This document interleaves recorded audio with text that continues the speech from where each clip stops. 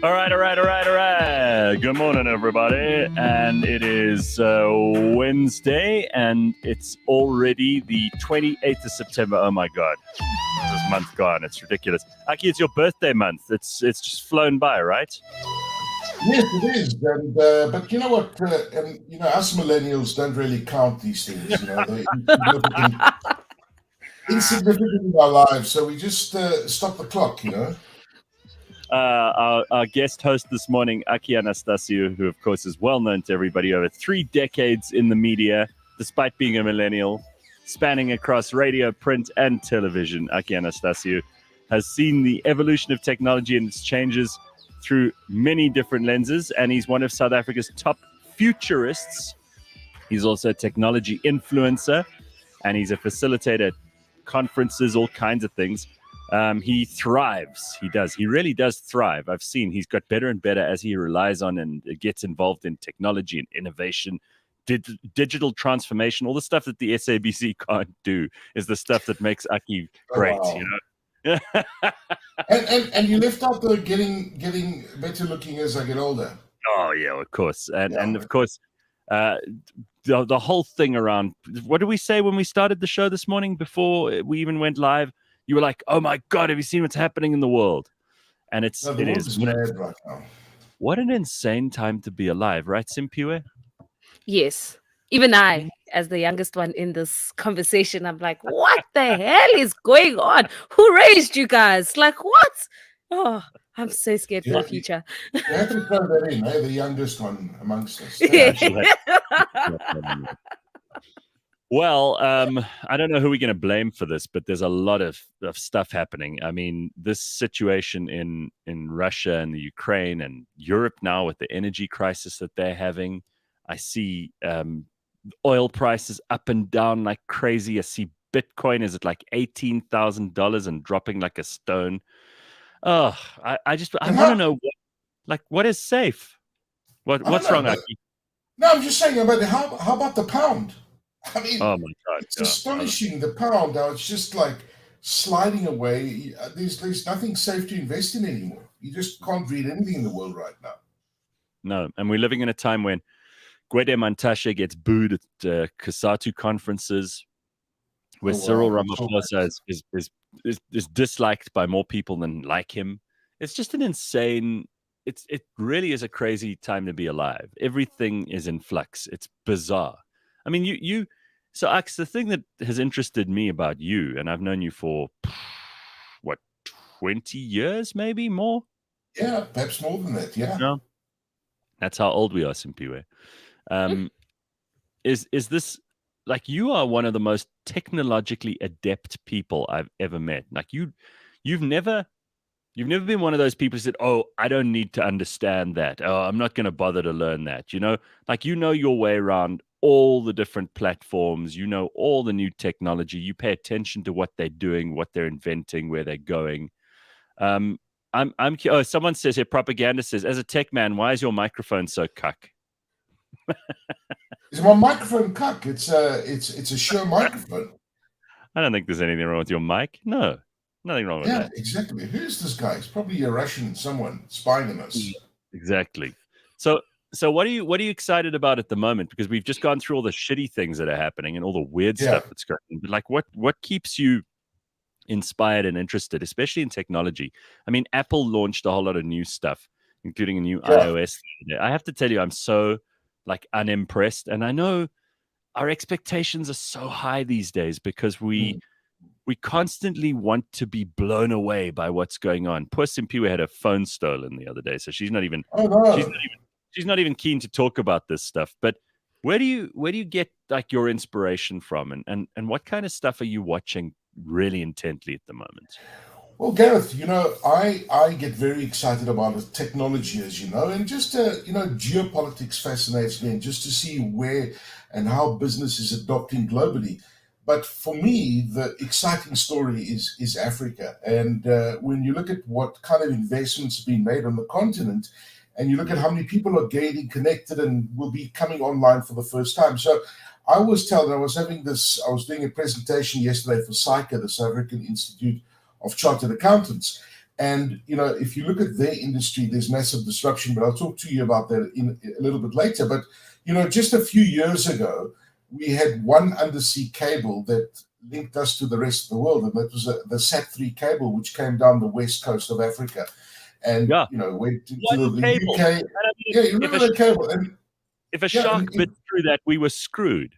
Correct. And I mean, I remember, and it wasn't too long ago, we will all remember this. I think the cable got cut somewhere off the west coast of Africa, and we were disconnected from the world for like a whole month until the ship goes there. They pull up the cable from under the sea and they reconnect it up. But since then, we've had so many undersea cables. You have Seacom, you have the West Africa Cable System, which stands for WAX. And just recently, just in the last few months, both Google and both Facebook have each, bought their own cables onto the continent, spending $1 billion each on infrastructure for this particular cable. And there's lots of other undersea cables. So my point that I'm trying to make is that we are so connected to the rest of the world. We are now, as a continent, plugged into the rest of the world. And when you look at the continent of Africa of 1.4 billion people, most of those people still haven't connected to the internet.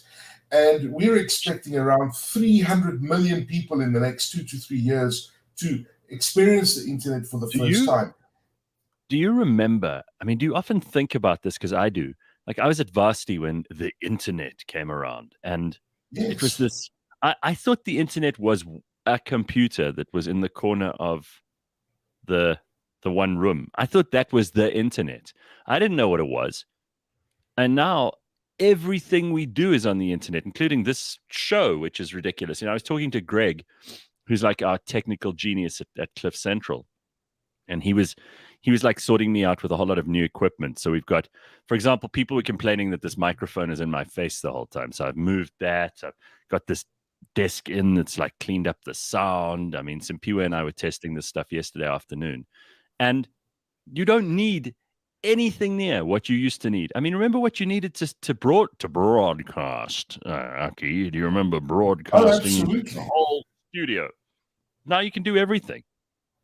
No, exactly. I mean, you can do everything with a phone because everything is over data. And by the way, just the microphone does make a bit of an improvement on you. It covers up. No, thanks.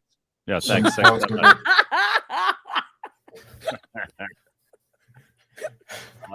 Great. Nice way to... This looks better on me, doesn't it? I mean, it covers up all the... Slightly to the left, and it's perfect. But everything, to your point, Gareth, everything is interconnected. Everything has been automated in the background, and technology is playing such a big role in our lives. I was looking at a stat the other day that was saying that in the next 2 years, at least 25 to 30% of the tasks that we do today, the menial tasks that you do today that probably happen in the background, are going to be automated in the next 2 to 3 years. So, if you think about, just as we do right now, how many of the tasks that we do every day are automated by technology, imagine that becoming even more increasingly. And that's, this automation is becoming a massive thing, and it's impacting businesses to a large degree as well. Listen, I've got an app on my phone called If This Then That, which is like you know which one I'm talking about, right? What an awesome app. Classic automation. If you can use that thing properly, it can do amazing stuff for you. Like, for example, like getting your news every day, or like downloading your favorite TV show, or whatever else you need to do. This thing is and it's a very, I mean, this is like rudimentary, but it is such a great way to start working out like an automated and robotic way of getting things done in your day. And I think about how, for example, just look at news for just in the case of news, something which you and I both understood. We both worked in talk radio like 25 years ago, when that was the great cutting edge of news, where you had like reporters on the ground. Simphiwe, you had to pay a team of reporters who were all out there doing the work, meeting the people, doing the interviews, finding out what the stories were, reporting live from events as they occurred, breaking news stories. Now you just need your phone, and you can get news from anywhere in the world like that. And it's not even a competition anymore. It's a race to the bottom. It's cheap. It's affordable. Anyone in the world can get the information they need anytime they want it. I mean, it really is spectacular. And Aki, I've often said on the show, and I get into trouble with some people who listen to the show because they say, oh, one of the stupid optimists. But I really think this is the best time to be alive. And I think that when you consider how we're going to beat things like unemployment and how we're going to get this country working, and it's totally possible. We're going to use technology to do that. It's not going to be creating factory jobs or agricultural jobs or any of that stuff. It's going to be technology. No, without a doubt, Gareth. And there are so many opportunities out there. And I just want to tell people and tell your families and tell your kids and tell your friends is that the technology, has this perception that it's taking away jobs, but it's actually not. It's actually creating jobs as well. And there are just so many job available opportunities at the moment in the technology sector. And the thing is that you can learn so much of that stuff for free. If you go to like AWS and you want to learn about cybersecurity and you want to learn about coding, for example, it's all out there, and the misconception in the world that we're living in today with technology, and this has been proven, Gareth, is that you actually don't need a degree. Okay, you obviously need a degree in certain sectors. No, you don't need a degree. If you're an engineer, but you look at companies like Google and that sort of thing, where a degree was like the entry point of getting in. It's not like that anymore in those kind of environments. And the same with technology. You don't need a degree to be able to learn how to study about cybersecurity or coding and that sort of thing. You need to have a curious mind and you need to be thinking laterally. And that's the way you can go about learning. And all those resources are all free online. Somebody says they watched here. Steve says he watched a documentary on those cables, those undersea cables. It's amazing technology. I mean, no, it's fascinating. Are those are they fiber optic cables, or are they actually wire, like metal wire inside of like a protected sheath? What is it? Well, this is the thing that like freaks my mind out completely. The cable is about this thick. That's all? It's the size of a hose pipe, maybe a bit thicker, and there's a couple of cables in it.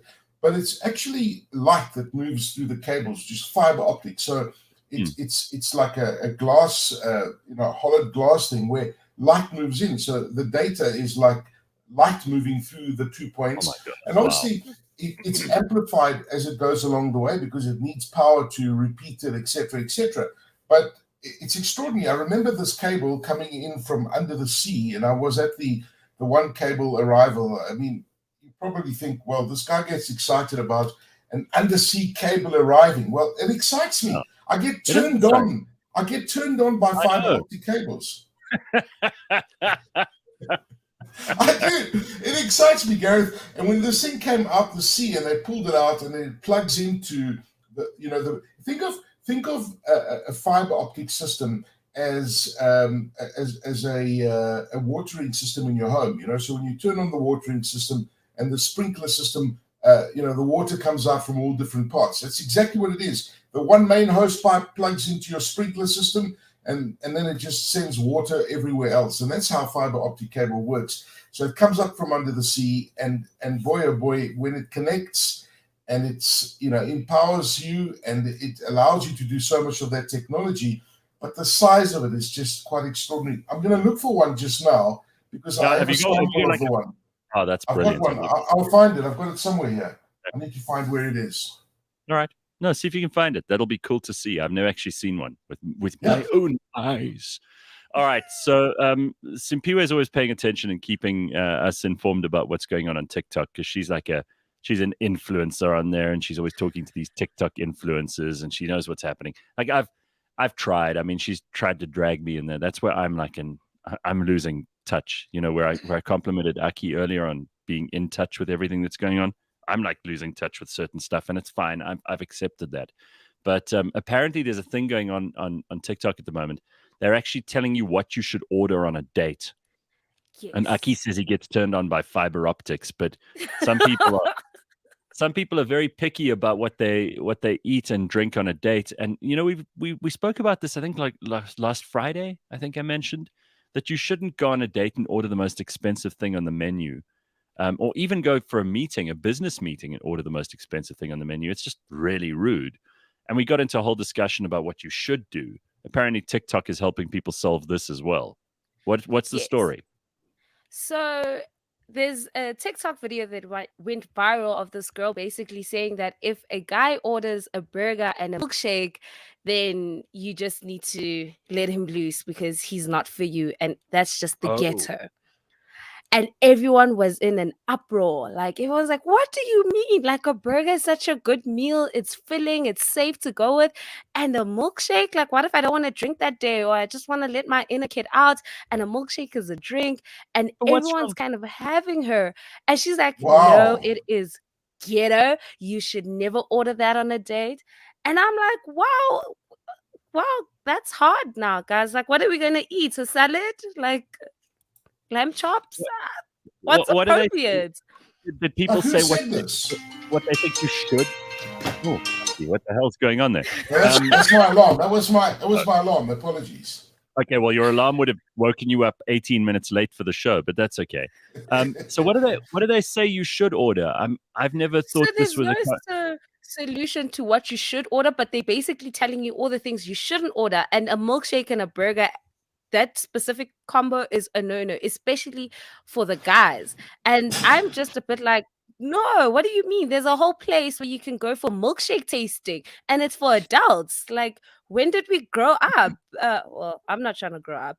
And well, Robert says no, definitely not a milkshake. People have very why strong not? feelings about this. I had no idea people were so uptight What's about wrong this with kind the of thing. milkshake? What did a milkshake ever do to people? Like, it's such a great drink, you know? My milkshake brings all the boys to the yard. Yeah, exactly. Rusty says, don't order spinach. I suppose that's because it gets stuck in your teeth, huh? Would that be it? Okay. I guess. I mean, you should order something you're comfortable with. And I think a burger, if you're going to a new restaurant and you don't really know if the portion sizes are good, a burger is always a safe Yep. bet. But also, that's been cancelled according to social media standards. So don't order a burger, guys. Like, Yeah, but just don't do it. spinach is a definite no-no, eh? And ribs. You don't want to eat ribs on a first date. That's Oh not a my good God. No, not a good one. I tell you, I'm the messiest eater in the world. Eh? I'm just I've so seen it. bad when I it know, goes I on know date. for a And he knows, But also another bad one is on a first date, Gareth, is spaghetti bolognese. And never go on no, because when you go and have a pasta, right, and you're wearing a white shirt or a light colored shirt, right? You go, yeah. and the pasta, and it just goes like all over my shirt, and I look like a mess. And it's no wonder I never get invited for a second date after that. Because then I got like tomato sauce around my cheeks, and it's horrible. Well, you and I and some other people, we all went out for dinner once. I keep telling people this story because it's my favorite story about Aki. Well, one of them. And we were sitting at I think it's what was it, the Grill House in Rosebank? Yeah, one of those. But we were at this wall where there's glass, right? And then the people are walking through the mall, but they can look right through the glass, and you're sitting in your booth eating. And there was this group of Chinese tourists with their cameras, and like this is probably, I don't know, 15 years ago or whatever. So they had actual cameras. They're taking pictures of everything. Anyway, they walked past Aki, who's sitting at the edge of the booth at the window. As they come past, wait, what's that noise? As they come past, Aki picks up his steak like this, and he in his hands, and he like bites into it and goes. And these people they back away from the window and run as fast as they can in the opposite direction. They think, oh my God, these South Africans are monsters, and they eat their meat like half raw and in their hands, and they like tear it off the bone with their teeth. They've got no manners. It was hilarious. No, it's true. That was me. I'm ashamed to admit something. What? I had the wrong microphone selected earlier. Yeah, I noticed in the comments, people were giving you so much shit. They were like, "Well, Aki, your microphone sounds terrible." So now you sound No, better. it is. It's right. I sound better, but I probably. No. Can't hear you now. Is this better? Is this better? No, now you're very soft. Okay, now let me go back to that one. I had the wrong one selected. I'm such an idiot. Yeah, well, It it happens to happens, all of it's us. okay. Trust me. Yeah. Anyway, Yes, my apologies for that. some But mornings, you know, some mornings we have a guest on, and they only actually get their microphone working by like the last 10 minutes of the show. So don't oh feel wow, bad. okay. But listen, you know, you talk about the TikTok challenges. I mean, there are so many idiots on TikTok. I'm sorry, Simphiwe, but did you watch the NyQuil challenge the other day that the FDA warned people about the sleepy chicken challenge? Did you watch that one? Did you read about that? No, I didn't. So, So What please is it? enlighten me. so what some idiots did, they took a NyQuil, which is like a cough mixture in the US, right? And they were putting that in a frying pan, and they were frying chicken in that, and they were saying that Oh, this is going to cure your flu and any kind of these kind of illnesses. And these idiots in America started doing this. They were cooking chicken in a cough mixture, and the FDA had to why would intervene you and do say, that? don't do that, because the moment you start heating up cough mixture, it changes up the entire The whole what's the word? chemical composition. The composition. It changes the composition of it, and it's very Yeah. dangerous. But this is what happens on TikTok. People see stuff like this. They do these challenges and they think, oh, this is quite cool. Let's try this. Let's see how this is going to end, people. No, but I don't There's nothing mind. cool about trying and testing or trying God. Like, I feel like, no. Like, that's like common sense. You don't do that. Like, 1+1 is 2. So we don't do dangerous things. But yet again, we live in Yeah, a but think of generation some where of common sense is not common. no, it's true, but think of some of the idiotic TikTok challenges that we've seen over time. No, you know what? Hang on. I don't mind these things. I mean, this is the way we clean out the population. Like there are too many people running around. Wow. FDA is trying to save people's lives. I mean, if you are stupid enough to take cough mixture and try and cook chicken in it, let's see what happens. Don't think for a second that this isn't good for humanity in the long run, because first of all, we may discover something. There might be someone who actually cooks it at the right temperature for the right duration and discovers something really amazing. And I'm not just talking about a food. Maybe they discover like cough mixture becomes an anesthetic or something like that. You never know.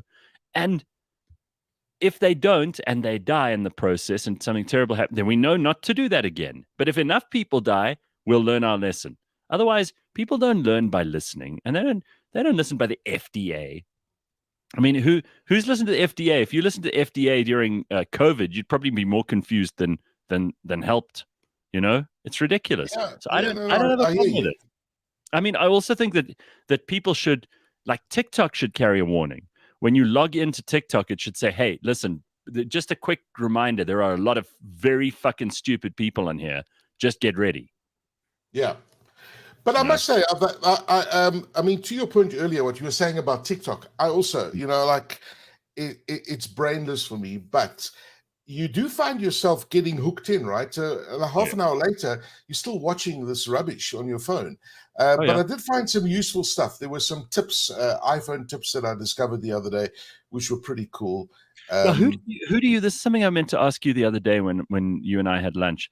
Who do you actually follow when it comes to like tips and things? Because there's some really great accounts. They're like these people who are such geeks and nerds, and they show you like shortcuts on your phone and apps you should download and things that Apple actually builds into the phone that you do. For example, now I've figured out like if I tap the back of my phone twice, it opens my camera. Like I set that up to happen. Like cool shit like that, I'd love to know. Yes. So, for example, if somebody phones you on your phone and you don't want to take the call, you scramble and you try to cancel the call. Yeah. Well, you just grab your phone and you hold it, you squeeze it, and the sensors pick that up, and then it puts it on silent. Try and phone me. I'll put my phone. I'll do this quickly. Hang on. So it's right on the side of your phone. Okay, so put on your volume so we can hear it ring, and then you can. My volume is on. All right, here we go. Calling Aki now. Let's see what happens. Okay, there you can hear it ring. Okay, yeah. Mm-hmm. Okay, now I'm going to just squeeze my phone. There you go. And it stops ringing. Stops ringing. You knew this, Simphiwe? Yeah, I do it all the time. When I get a phone call, I just press the side of the phone. and then like carry on with No, my but no, life. but you're not talking about this button. Aki says you just squeeze the phone. Well, that's what they say. It seemed to have worked Holy now. shit. Okay. And then, Wow. and the other one that I discovered as well is that if you take a screenshot of something, right? So, and this is the one thing that I love. If I go to the Gareth Cliff website, okay, and it shows you the entire, the entire website. Okay, there's Gareth Cliff's Wikipedia entry. Let me see if anybody's changed Oh my anything God. because, okay, it's all accurate. My There we Wikipedia go. entry. Can you imagine? My God, look at this. Gareth Radal Cliff. Yeah. Wow. What does it say? It says, okay, so now it's a whole page. So if I take a screenshot like this, right? Yeah. So there you see it saves the screenshot. But Mm-hmm. if you see where it says full page there, can you see full Yeah. page? Yeah. And if you scroll there, then it saves the entire web page, and you can send that as a PDF document to whoever you want, which is quite a cool feature that I found. Awesome. Simphiwe, also, you knew this. Like, I'm so dumb. I didn't know Yes. any of this. You know this as well, Simphiwe.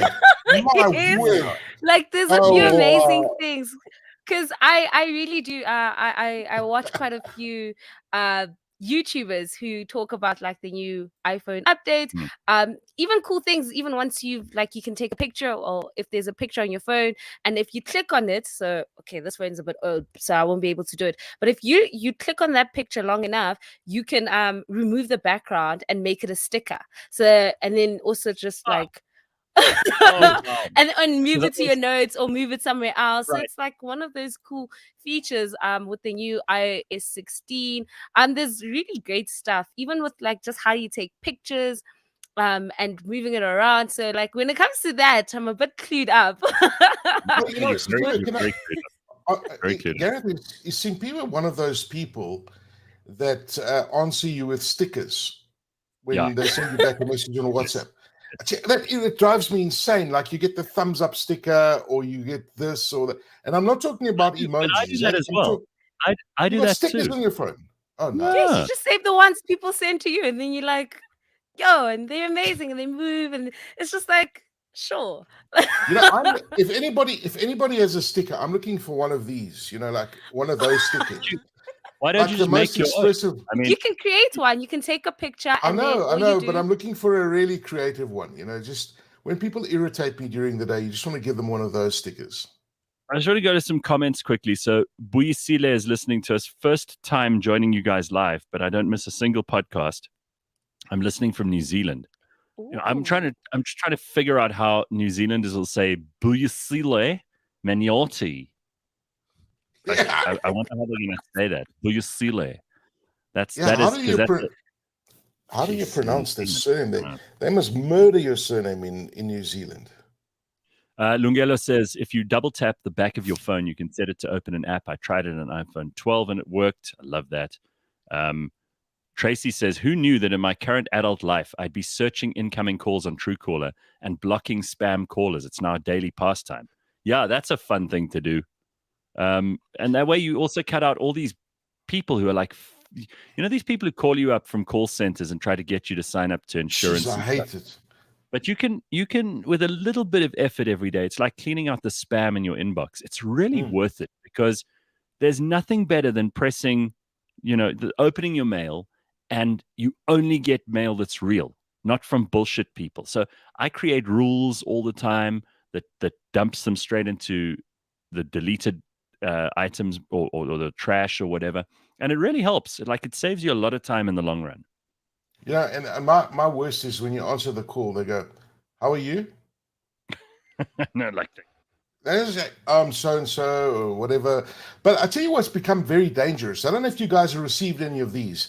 I got a call the other day from an 087 number. Normally that's the bank. So they use these VoIP call lines, etc. And the call went along the lines like this: "Is hello, we've noticed that there are some big amounts going through on your credit card, and we suspect that there's fraud." You know that conversation that the banks have, right. And you automatically on alert, and you think, has my card been cloned? Is somebody else, making big transactions on my card? And then they ask you certain questions like, can you just give us the first 4 digits of your credit card number? And, I'm quite savvy when it comes to things like this. And even I fell for that in the beginning. And I gave them a couple of digits. And then they said, have you had any big transactions? And I said, no, actually, I bought something the other day, but that was me that made the purchase, because you think it's the bank. And they've actually copied that entire conversation as the bank would have it with you. We're phoning you from the fraud division and we suspect this. And when they said to me, can you confirm the last 3 digits on the back of your credit card? Then I thought to myself, there's something funny here. And people get caught, smart people get caught with these kind of things. And that's how identity theft starts, because they find a little bit of information about you. They then phone the bank to confirm a bank card details, and they get the information about you from the bank just by you providing them small details on your address that kind of verifies who you are. So it's dangerous out there. Don't trust anybody. No, it really is, and there are a lot of crooks, and crooks are getting clever. They're getting really good at this stuff too. So it's unless you're paying very careful attention, you can get screwed up very, very quickly. All right, let's look at a couple of headlines for this morning. See what's going on in the world. Some Uber drivers are worried that they're being used as drug mules. So this is from Business Insider in the US. Some Uber drivers are reportedly worried that they're unknowingly delivering drugs via Uber Connect, the company's courier service. 6 drivers from the US and 1 from Australia told NBC News that they were concerned customers were using them as drug mules. One driver told NBC News he took a package to a police station after he was almost given an empty plastic bag. All I could see inside was one little baggie that had 2 crystallized forms in there, the driver told the outlet. Immediately, I assumed it was some kind of narcotic. The driver took the suspicious package to the police, according to NBC News, but he was nervous as the customer could track him on the Uber app. I had my head on a swivel because this person can see that I've diverted from the route, and if they know the area, which isn't far from their house, they can see I'm sitting outside the substation, he said. So, I mean, have you ever used just Uber? in the trip? Well, have you ever used Uber to deliver something? Like Yes, I have. Yeah, I mean, it's actually a very cool way. If you don't, like, who wants to travel to go, for example, and collect a piece of equipment from somewhere that you've, if let's say you've had something fixed at a shop and you now want it back, but the shop is on the other side of town and there's lots of traffic and you don't have time, you're in a meeting or whatever, you use Uber to deliver it. Now, I mean, it makes sense that some people would wrap a whole lot of crap in a package, make it look a bit bigger, make it look substantial, and then they ask Uber to collect that and drop it off. You could put drugs in there, no one would know. Absolutely. Yeah. I mean, imagine if Jeffrey Dahmer was still around when Uber Eats was back in the day. Yeah. Speaking of which, have you watched Dahmer, guys? No, but everyone's talking about it, and people are. I mentioned yesterday on the show that there are a lot of people who are talk about a segue who are getting high, and then they're watching the Dahmer show. Oh wow! Yeah. So, and people saying it's freaking them out. This guy was such a nutcase. He used to keep human body parts in the fridge. Yeah, and if you watch that and you're totally sober and you're on your own, it's scary. If you watch that high, it's going to really mess your head up. I'm scared to watch it. I'm petrified to watch it. Vyasan says, I couldn't get past the first 20 minutes. The guy was a maniac. Yeah, everybody's talking about it on social media too. Yeah, I think I'll skip this one. I'm not in a total weirdo. Total weirdo. I mean, there were some things that I read about that he would drill holes in people's heads just to see their reaction and their nervous system. I mean, the guy was a total wacko. Listen, we've got to talk about this. This is an ongoing problem. Apparently, Cape Town flights are arriving and departing as scheduled, despite the fact that there is a fuel shortage at South Africa's second largest airport. After asking airlines on Monday to limit their fuel intake in Cape Town, Airports Company South Africa said on Twitter on Tuesday it has a contingency plan to tackle the issue. The airport only has a few days of jet fuel left after a shipment that was due to arrive last week was delayed by more than 7 days.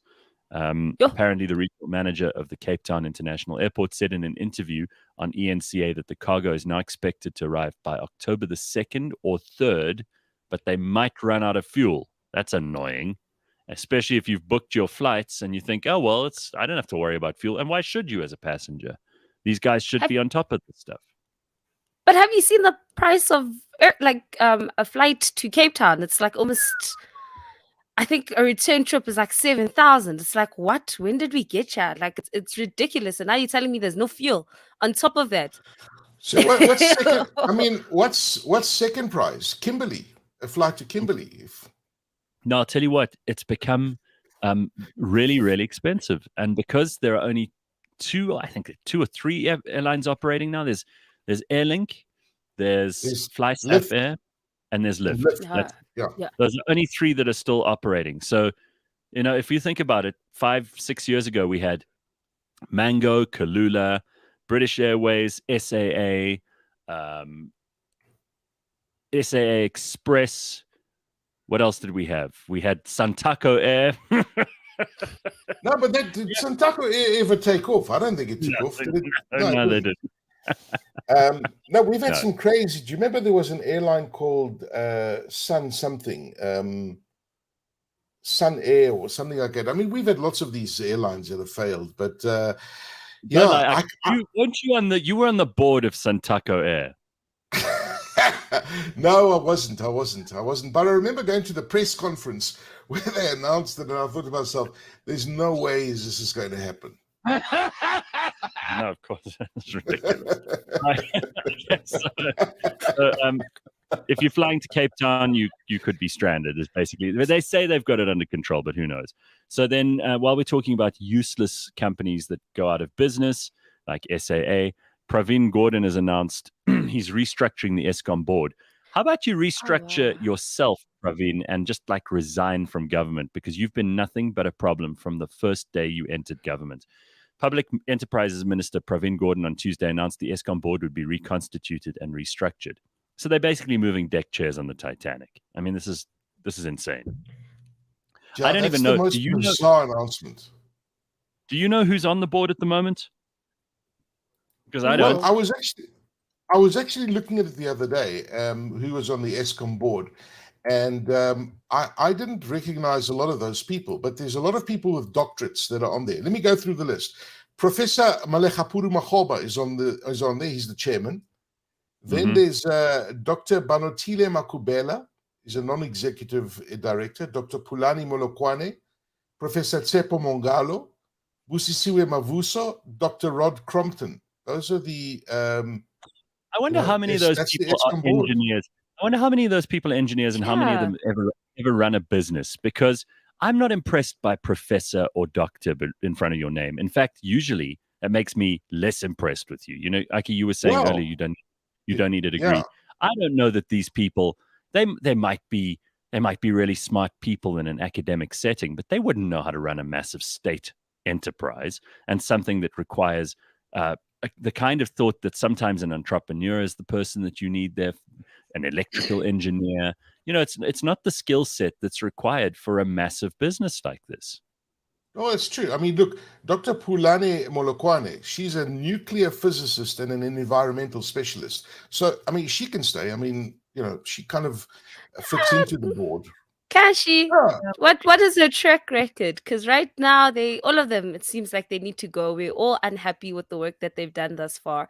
And we just switch it up. Like even now with this shuffling, it just sounds like something that ANC always does when they actually supposed to do work on fixing the problem. They're like, no, let's just reshuffle, guys. You used to do that. Just come here. And then they think we'll forget about the actual problem at hand. Like, Onkgopotse says there's only one engineer on the whole board. Oh, wow. Really? Yeah, that's what. Listen, I'd rather trust our listeners than I would any of the news outlets. I'll tell you that much. Okay, let's see what else is happening here quickly before we get to an update from Sean on Revix. And what a terrible day for Sean to have to talk about cryptocurrencies with us. But we'll get to that in a moment. The top 3 South Africans who are the richest in the world. Do you want to know who they are? I do. I need names and surnames because I'm going to try to defend them after this. All right. Yeah. Who would you say is on top of that list? These are pretty much the people I would have thought they were, because these are okay. So let me just cut to the chase here. The Surely Bloomberg, Patrice Motsepe must be there. no, Hopefully. the Bloomberg What? Billionaires Index, okay, Okay. works on figures at the close of everyday trading in New York. These days, an American citizen, Pretoria-born Elon Musk, is the world's richest person, but we don't count him because he is American. He's not South African anymore. But the Right. top 3 South Africans on at the close of business, 26th of September, 2022, are the following. Dun, dun, dun, dun, dun, dun, dun. Johan Rupert and family are right at the top with $8.5 billion in wealth. What? Diversified. Yeah. Sure. I'm Yes. just doing the calculation here with the current exchange rate. $8.5 billion. 144 billion rand, more than 144 billion rand. Wow. Yeah, that sounds about Okay. right. Nikki Oppenheimer and the Oppenheimer family, also a diversified portfolio of assets. Wow. $7.83 billion is number 2. And number 3 is Nate Kirsch, $7.3 billion. I knew I should have befriended him all those years back. I know. And by the way, Looks he's like- the only one. He's the only one of those 3 who has increased his net worth. He has actually gone up in the last month by $49.2 million. Wow. I met him a few times. Yeah, he's Maybe you incredible. should just send him a text and say, "How you doing?" Yeah, he won't remember me. He said, "Who the hell are you? Are you that kid with all those pimples at 702 back in the 80s?" He's And then over you'll just 90 years old now, and he's still sharp as a button. It's unbelievable. That's Really, incredible. really. Yeah. So there we go. The top 3 richest South Africans, according to all the stats we have right now at the close of business today. So that's quite incredible. But there are others there that you would know, like Patrice Motsepe is just a little bit further down the list. There are Stephen Saad is there. Adrian Gore from Discovery is a little bit further down the list. But these are people who've made lots of money as they go. There's real wealth. This is not like just rich. This is wealthy. This I mean, is generational wealth. Even like their grandkids are set for yeah. life. Like, If you had $1 billion, you could never spend $1 billion. Have you ever thought of if you had $1 billion, how would you spend it? I mean, I could never spend. What would you buy for $1 billion? Oh, I could think of a few things on day 1, but I mean, maybe by day 456, I would have thought, okay, I've got everything I want now. I mean, like you could not spend even $1 million a day. $1 million a day. You'd have to buy extremely expensive things every day, and at that kind of value, if you're worth $8 billion, like those guys we just mentioned now, you couldn't spend that in a lifetime if you tried. Well, what would you even buy? Yeah, I guess so. But the other thing as well is that when you look at, I guess you can find ways to spend the money, and you look at lotto winners, right? I'm always fascinated by stories of people winning millions in the lottery, and then a year down the line, they've lost everything. How? Yeah. But it goes to what my gran always says: if you can't manage 100 rand, then you'll never manage 1,000 rand, and you'll never manage 10,000. So I think that's the case, that a lot of these wealthy people actually are really good with financial management. In as much as they can spend 20,000 in a day, he's probably made 200 million in the same day. Whereas me, I'm like, I've never seen so much in my bank account. I need to buy Gucci, and not thinking about tomorrow and what tomorrow has to bring. Because these guys are very financially savvy. They'll tell you about inflation, and they will tell you, hey, they know. All right. I want to actually turn my camera. I want to show you guys. I googled people who've lost their money in the lottery, and this guy in the US is from Virginia. In 2002, he won $314 million. This is what he looks like. Can you see? No, it's just switched the camera's off. Oh, it went off. Hang on. My camera switched off. Okay, it should be back on. Is it back on now? No, Not no. yet. Okay. Anyway, look. So this guy won all this money and he's lost it. But you're going to see what he looks like. But I'll show you a little bit later on. It's All quite right. funny. Let's reconnect Okay. that thing. So Snae says, every time I hear about these rich people, I want to ask them to pay off my bond. It would be such a small thing for them, but it would make such a difference in my life. Yeah, I know. it would be nice, It's but okay. that's not their job. It's your bond to pay. Carl says, fastest way to spend $8 billion is to give it to the ANC and ask them to build a power station or a stadium. That's about right. Is that the Ah, guy that won? where's the show us again, Axe? I didn't see that. Sorry. This is the guy that won. He looks like Oh a my God. old grandpa. He won $300 million and he blew $300 million. Of course. Do you I do bet that? you all the Victorian Secret Beautiful. models were like in his DMs. Like, what are you? Oh wow. Don't go there. Don't go there. Unbelievable. All right, listen. Just before we get to Sean Sanders, I think this is pretty funny. I got a what do you call this? A voice note from somebody here who wants to just drop a warning in for Candace Mama. Just listen to this quickly. Gareth, Boer Willem hier so. Oh, Boer Willem, that's it. Yeah, I think one of the biggest problem in this world of ours is just people talking about stuff they know nothing about. I mean, social media, politicians, and through history, really, acting on shit you don't know about because you think it's right and then it isn't. Mm-hmm. And the other thing is, I'm wondering if Candace Mama knows that she's on Tinder under the name Zoe Brown. Like a day. Wow. So someone is impersonating Candace Mama on Tinder, and they've used the name Zoe Brown, and they've apparently used her pictures. So thanks for the tip off, Willem. We will let her know. Huh? Wow. Sure. Indeed. Well, it's so easy. It's so easy to impersonate people, guys. I mean, you know, one of the technologies that freaks me out is deep fake technology. You've heard of deep Whoa. fake? Have you Yes. seen Did you that? watch that? The Tom Cruise American- deep? No, there's a better one than that. There's Wow. an America's Got Talent deep fake.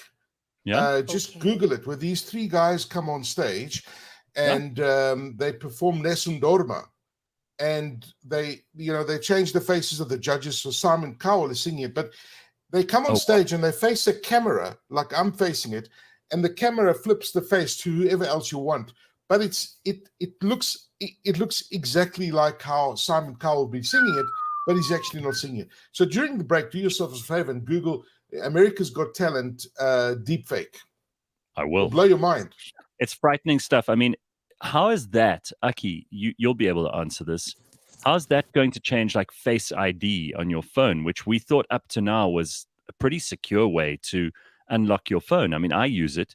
My phone's set to Face ID. So if someone could do deep fake, they could probably get into my phone and a whole lot more, banking, everything. Well, yeah, technically they can, but your phone camera is quite smart. It looks at other things as well, like your eyes and that sort of thing. I don't think deepfake is quite there yet, because remember that they're taking a picture of your face and then they're changing it through an algorithm in terms of a video format. But I've no doubt that at some point somebody is going to hack your Face ID on your phone. They're going to have to find other ways of you accessing your device. But right now it even looks into your eyes and it does all sorts of other verifications. But yeah, that petrifies me. It petrifies me. It petrifies me what people might find on my phone. The deep fake. Yeah, well, we were talking yesterday about when you give someone your phone, they shouldn't scroll left and right in your photos, just in case. You never know what you're going to find. Has that ever happened to you guys? Somebody is showing me a picture and then I accidentally moved my thumb in a different direction. Oh my God. And then these pictures came up. They weren't naked pictures, but people have got strange pictures on their phones. Let's go to Sean Sanders. It is time to talk about Beyond Bitcoin with Revix, and we speak to Sean, who's one of the co-founders of Revix. We're going to talk about the Revix Savings Vault today, because Sean, again, not the greatest day to be talking in terms of the price of Bitcoin. We're talking $18,808. Listen, it's been bouncing around between 18,000 and 21,000 for weeks now. It feels like months. When are we going to hit the bottom here and start going up again, Sean? I mean, do I need to call Nostradamus in for the show? Yeah, you're on mute. Just unmute. There we go. Let me just see if I can unmute him. You need to unmute your mic. There we go. Yeah, you're on. Good. Go ahead. Sorry. Nostradamus, come on. Tell us when we hit the bottom.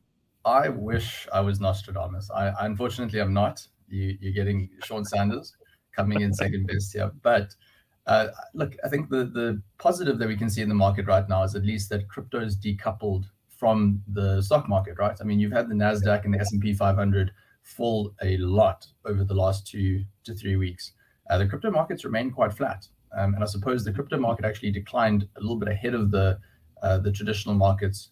So yeah, maybe this is near the bottom. I mean, can this market fall an extra 10 or 15 or 20%? Yeah, of course. But I would say that we are sort of near, somewhere near the bottom at this point. Well, I want to buy back in, but I'm nervous at this point because we just don't know what's happening. You know, the world is. I said to Aki when we started the show this morning, and the three of us were talking before you joined us about how the world is just a mess right now. The oil price is up and down like crazy. Look at the pound. I mean, the pound has been sinking too. It's not looking great at the moment, and people are very, very nervous, Sean. So tell us about this Revix Savings Vault and how that can help people. Because I mean, I did notice that like the US dollar is looking pretty good. The US dollar is looking really good. So I mean, you've seen the US dollar hit parity to the euro, which was something we haven't seen in a very long time. I mean, it was close to 30 years that we last saw that. 20 years where we last saw that. And I mean, you've seen now the pound actually start declining quite rapidly as well. You could be hitting parity to the pound. I mean, that's £1 equals to $1. I mean, that's again quite something. We haven't seen that in a very long time either. So you're looking at, when you look in South African terms, it's 18 Rand 13 cents right now to the dollar. I mean, that's hectic, right? That has a really big impact on everything, right? Whether it is oil imports, anything that you're bringing in from foreign countries. And I think that's the big thing is that, the US dollar, while the US actually makes up a relatively small proportion of global trade, I think it's roughly between 15 to 20%.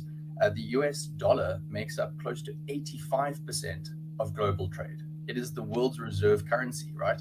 And this is why during times of stress and uncertainty, people go to dollars. They go and purchase dollars because, the world's going to continue trading and people are going to continue buying things. And that's what you've seen. So you've seen this dollar strength against pretty much every single currency out there. There was a fascinating article released by the Financial Times just yesterday, looking at how strong the dollar is relative to all the other currencies. And I mean, you're looking at the British pound being down 25% this year relative to the dollar. I mean, that's meant to be one of the safest currencies that you could possibly get into. Obviously, when there's a lot of dollar strength, you've also seen gold weaken. So with all of these declines, to anyone that's sitting on the sideline, I mean, take the emotions out of it. These are the opportunities, right? And I'm not saying just look at crypto. I'm saying if you're looking at the stock markets, if you're looking at gold as an asset class, I mean, in uncertain times, gold is meant to be one of the areas you turn to, but this dollar strength has just dominated the story. So absolutely. I guess if you're looking in the world of Revix, option one, you can go ahead and you could say, listen, maybe this is the time to enter the crypto market. So maybe you want to start small, you want to start with just a couple of $100, you can go ahead and do that. And then maybe it is a case just over the next couple of weeks and months, you're adding $100 or so every single week or month to your portfolio. And maybe that's a little bit more, and that's just your approach. And that means that as this market declines, you'll get a better price or a better entry price into the market. Alternatively, if you're saying, well, I don't want to be involved with crypto, go ahead and buy digital gold. We've got Pax Gold on the platform. You can go ahead and do exactly the same approach. Maybe this is then the time to get into gold. And then last but not least, if you think that you're not interested in taking any risk with gold either, you can go and buy USDC, which is a dollar-backed stablecoin. It's a one-for-one back to start a dollar stablecoin as well. So one USDC coin is equivalent to $1 US. You can buy that on the Revix platform, and if you put that in our USD savings vault, you'll earn 9.25% a year. Now that's higher than any bank's interest rate that's on offer. And I've said this on the show before, we actually lose a little bit of money every single year by offering this product. But the idea is that by offering this product, obviously more people come to Revix when the crypto market does well, when gold does well, and then obviously when the new thematic products that we're launching as well, when they perform well. Sean, do me a quick favor. Just go off the feed and come back on. Just reload the page because there's some weird humming sound in the background. It sounds like almost like an accelerating car, and it's like my brain warming up. It's my brain warming up. Okay. Yeah, we want to ask you a few questions before you go, so I don't want to rush you. Just go off and then come back on, and let's just get you back in here. Listen, while Sean's doing that, I want to tell you my story of Bitcoin. And a few years ago, I did an event. I'm going back maybe 10, 12 years ago. And there was a guy there who was an international speaker who's now become a good friend of mine. And he speaks on not crypto, but on viruses and malware and that sort of thing. And in his talk, he was talking about Bitcoin, and he had one of the original Bitcoins. Used to be, it looks like a gold coin, like a Kruger Rand. That's what the original Bitcoins were. Yeah, they minted a physical version. Yes. Yeah. At that time, they were like $400 or something, and I was fascinated by this, and I wanted to buy it just have it as a memento. And he says, okay, I said to him, let me buy it from you, Miko. His name is Miko Hiponen. And I said to him, I'll give you $500, $100 over. And he was thinking about it. He almost said yes. And then the next day he says, no, he wants to keep it. And then he had about 12 of those gold Bitcoins. We're talking about the original Bitcoin, Sean. And I nearly bought one, $400, $500 from a guy who was, that was the price of them. I mean, look at it today. 18,000. Even at 18,000, if you had those 10 years ago, the return on investment is very good. Well, I mean, this is what Sean is saying. So thanks for just reloading the sound here because it sounds much better. We were just talking about the strength of the dollar, and you were talking about the savings vault of yours and the kind of interest rate that you'll get on that, which is kind of insane because there's no US or local bank that'll give you that on the dollar. And you said it even costs you money, but the reason that you're doing it is? So that was when I suppose the Rolls-Royce jet engine next door to me came on there. So the reason we really do it is that we have a load of different products that you can buy at Revix, right? We've got some in the crypto space. As I mentioned, we've got a digital equivalent to gold. We are launching a variety of other more traditional products on the platform. And all in all, you'll come to the platform, you'll try out our savings vault, or you'll try out one of our other products. And at some point in time, we'd expect you or like you to try out another product. The market changes. If you rewind 12 months ago, I mean, you said Bitcoin and everyone was like, where? Like, how do I get involved with this? And, you go through different investment periods. So right now, the USD savings vault is built for these sorts of times. 9.25% is a really high interest rate. And, we've got, a load of money that's put into the vault on behalf of our customers, and it's earning really good interest. And again, it's about spreading the opportunity, I suppose, saying, hey, listen, this is something worth trying out. So, you can head over to our website, or you can download our mobile app now to enter the savings vault. And if you have any questions, of course, reach out. It's always good to do your homework, do your due diligence, and start small. You don't need to go and put a tremendous amount of money into any product. That is not a sales pitch. It is really just good investment advice. And you can always build it up over time. Well, I've noticed, I just checked out my Revix portfolio, and the only two things that are doing well for me at the moment are Pax Gold and USD. So there we go. Yeah, those are the ones that are doing nicely. It is. Well, here's something to think about. If you invested $1,000 in Bitcoin 10 years ago, it would be worth roughly $55,000 today. Wow. Coulda, shoulda, woulda. Which is really interesting, and maybe this will be the last thing from my side. If you look at Bitcoin's price now, or any other cryptocurrency's price, it always gets sort of compared to the all-time highs, or maybe from the start of the year. We always have some sort of an anchor. What's crazy to me, though, having been in the space now for quite some time, people were talking about it just disappearing as an asset class, right? Never mind having governments actually embrace it, or big banks entering the space. I mean, no one's talking about the likes of Goldman Sachs, BlackRock, all of these big players, Fidelity, entering the crypto space over the last 12 months. So you're sitting with an 18,000 whatever dollar Bitcoin, $2,300 odd Ethereum. But I mean, gosh, rewind 5 years and you're seeing a phenomenal return. Rewind 10 years and it looks like a fake return. That's how good the returns have been within the crypto space. So a pullback like this is natural. I think, honestly, we're going to see many ups and downs on the road ahead. Yeah, it is important also to have perspective. And as you've said every single time you've been on, Sean, diversify. You've got to have a little bit of everything. Some of the stuff will go up, some of it will go down, but at least you can hedge your bets in an uncertain economy. And that's why we give options. And it's good to have you on to just keep our heads clear and to show us a bit of context here. But let's hope we have some major push before the end of the year. That would be really nice. I mean, it would be great for everybody if you could buy your Christmas presents with your takings. That would be really cool. All right, Sean, nice to see you. Good, guys. Take care. Good stuff. Sean Sanders and Revix.com. You can go and find out more by owning a diversified portfolio on the world's top cryptocurrencies. Automatically stays up to date with the ever-changing market. Go to @RevixInvest on social media, or you can go to Revix.com, the smart way to invest in crypto. Aki, I can't believe you didn't get that Bitcoin all those years ago for $500. I know. I'm just, I still today think about it. Just have it as a memento, But anyway, it is what it is, I don't know. I'm still in two minds about Bitcoin. I read about it and I know a lot about it, but I don't know enough about it to say to myself, I trust it enough. That's my opinion.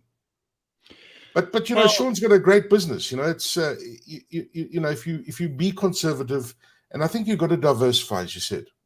Yeah. No. Listen, there's a way to do it, and there's you don't put your house, you don't mortgage your house and then put all of that money into one particular asset. Otherwise, when things go badly for you, it's only you can blame. There's no one else. Exactly. And people, as Sean said, people get upset because they compare it to the all-time highs, and maybe they compare it to when they bought in, and they go, "Oh well, I've lost X or I've gained Y." But you have to look at these things from a distance, and you have to zoom out, and then you see suddenly what the overall asset's doing over the long period of time. Anyway, we've got to take a quick break. We'll be back in a moment with lots more, including something cool, which we're coming to at the end of the show this morning. Also ask Aki what the hell's going on in the background there. There's so much stuff happening. That. I'll explain to you. That's my studio, and I'm going to show you how I transform it, because I do a lot of online virtual stuff. I'll show you in a second. It's a mess. Right, we'll get a proper demonstration from Aki and lots more, all on the way this Wednesday morning.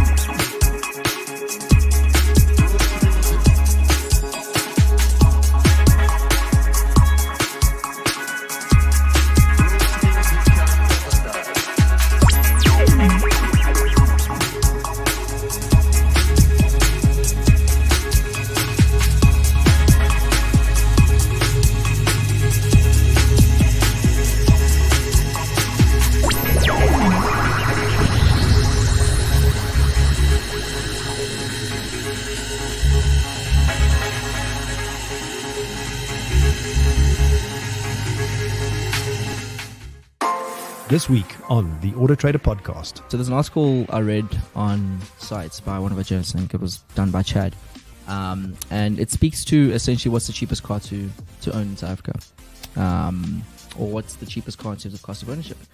And how he got to the conclusion is he used the Kinsey reports, which looks into basically the cost of service parts, repairing the car, and then as well as if you're in a crash or whatever. So it's basically taking those three different things, putting them together, and then we're getting a number, or a rank rather, of cheapest cars to own.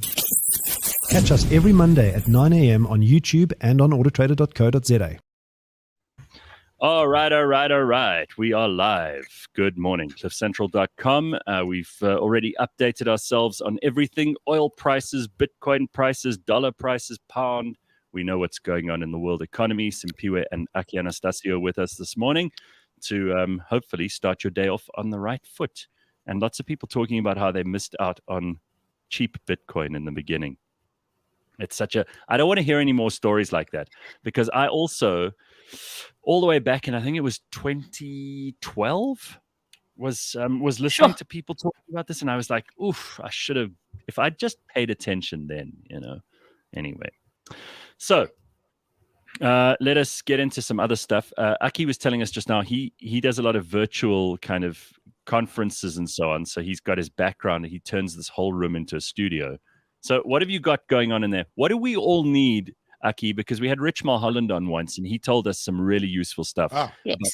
Yes. What you can have to make, a home studio for anybody. And these days, even if you're just doing your meetings virtually, and everybody's doing at least a few of their meetings virtually these days, what do you need to have? What do you got going on there?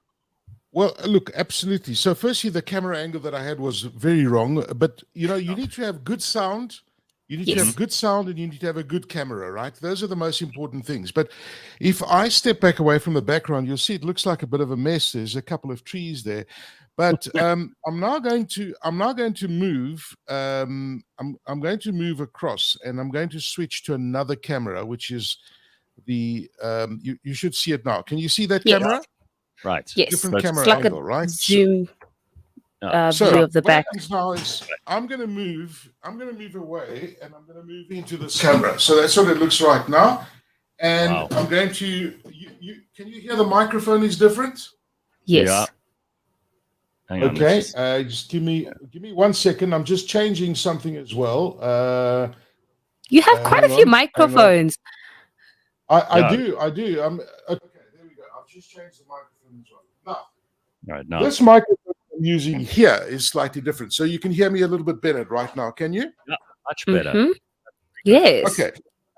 Now look at how the lighting and what a big difference lighting makes, and how this background that I have is going to be transformed in just a short space at a few clicks of a button. So everything I have is controlled remotely from here. So I'm going to turn on a couple of lights so you guys can see the background beginning to change ever so slightly. And I'm going to turn on a couple of things. There's another piece of light that I'm turning on. And I'm going to turn on one more piece Why of does this light feel like as I'm well. watching a YouTube video and I'm just like falling in love with your background? Oh, There you go. So Actually, that's just a very few little changes, and tweaks, and then I've got this thing over here as well. And you can just change a couple of things around over here. And then you're ready. But wait, that's not all. The main lights aren't even on there but wait, there's more. So I've got another two big spotlights that I have in front of me, which I'm going to turn on in a second so that you guys can get a sense of the difference that lighting makes. Look at that. Okay. So that's the transformation of the studio that I was talking to you guys about. I must be honest with you. I don't know if I like that, because now I can see you clearly and it's terrifying. Thanks for that, Gareth. Thank you. oh, that is amazing. That's what you guys can see in the background. So and I've got a proper 4K camera that's approaching there. It's going through a device called an Atom Mini, and so in the world that we're living in today, when you're doing presentations and sort of stuff, you got to look good. You got to have the right equipment to be able to do this. And this is what I've got. This is my studio. I like that. That's very cool. And Aki, it doesn't have to cost you an arm and a leg either to get this kind of lighting, right? Well, look, it depends what you want to spend. Look, I've spent a bit of money on this. I've got professional stuff in that. But, if you're doing the basic stuff in the office, and, it's so important, you leave such an impression on people. When you're sitting in a Zoom or a Teams call and that sort of thing, and your lighting is poor and you've got a terrible background and you're sitting in the bookshelf askew, don't do that, because your peers are going to, think, this doesn't look professional, and you're not going to impress your boss. So a simple thing like a cheap ring light, for example, or just adjusting. Don't stand next to whatever you do next to a light. You see, so I for example, can you see the light, the window light on the side? What a difference it makes. Yeah. Look at that. I've just taken it off. That's the light coming from outside. So bright lights coming from windows are not good when you're doing Teams and Zoom calls and that sort of thing. Yeah, I mean, lighting is number one. Sound is number two. But this kind of equipment, like those spotlights that you mentioned just now, I mean, are those fixed things? And also, when load shedding comes on, are you load shedding protected? Because otherwise, you're screwed either way, right? No, absolutely. I mean, that's one of the things that I do make an investment is to have the backup power. So if I have load shedding, I don't get impacted at all, and I can't afford to be impacted, because if I'm facilitating an online session and load shedding goes off, the power goes off, then, I'm screwed. So absolutely. I have got the power sorted out. The spotlights that I use at the moment are, they're these big LED spotlights, and you can find different types of those, ranging from anything from 5,000 onwards.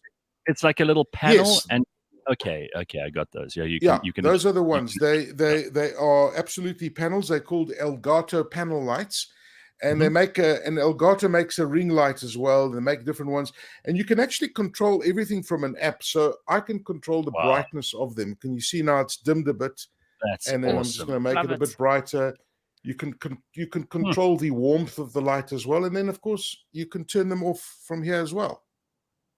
That's pretty amazing.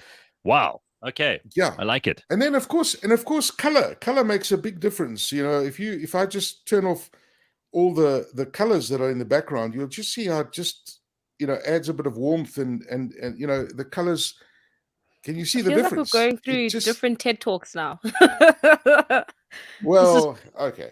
People like this. Yeah. I love it. So can I go back to normal now?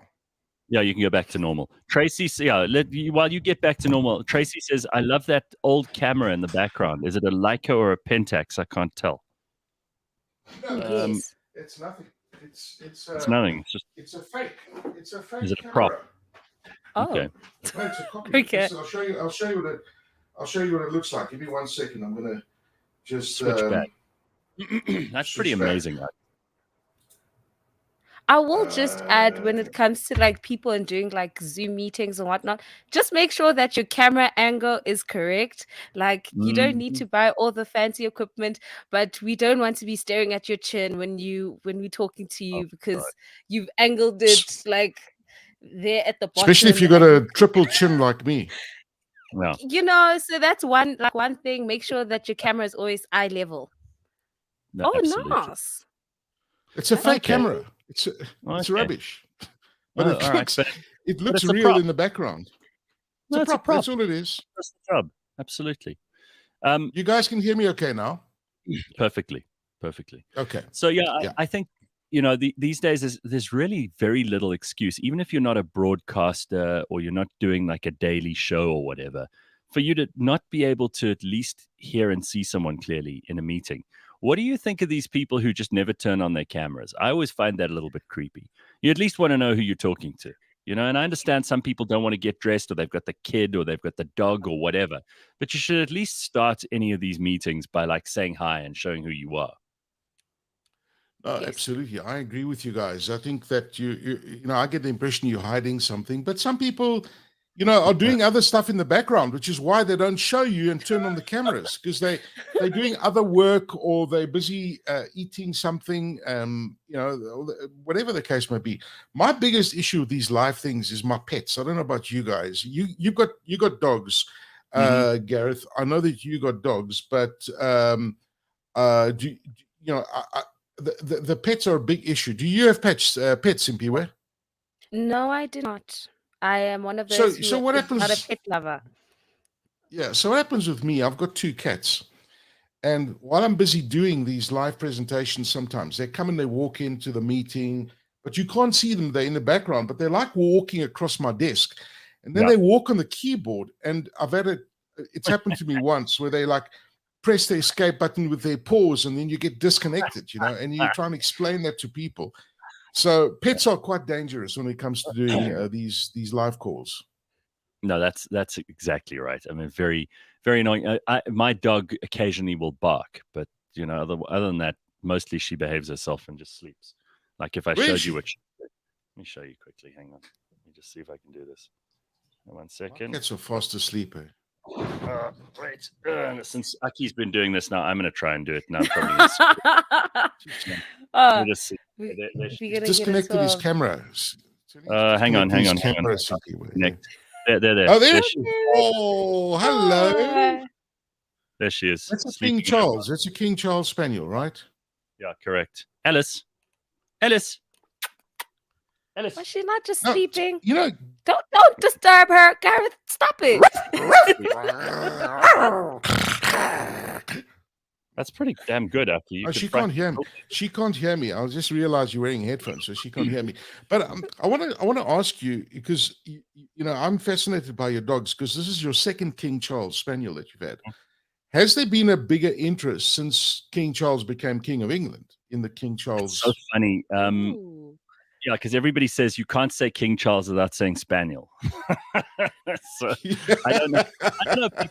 He's only been king for like 2 weeks, so I don't think there's an immediate uptick. But you know what's interesting about those dogs is apparently they're the only dogs that are allowed inside in any public building in the UK. You're allowed to take those kinds of spaniels are allowed inside any public building in the UK. There was some rule made up so by interesting. I think Queen Victoria made some rule that that any animals not allowed in public buildings, but those King Charles Cavalier Spaniels are allowed anywhere they want to go. So how's And that? the corgis, not even the corgis are allowed in the building. So Not even if you arrive with a corgi and a King Charles Spaniel, Mhm. you won't be allowed in. You Only- leave the corgi by the door. You'll have to leave the corgi outside. Sure. No, but she lies here in her basket most of the time during the show, so she doesn't bother anybody. She's very well behaved. She is well behaved. Unlike the host of the show. I know. I mean, I've remarkably, my dog is better behaved than me. It's pretty insane. So let's Give it just a talk few, a second. few more months.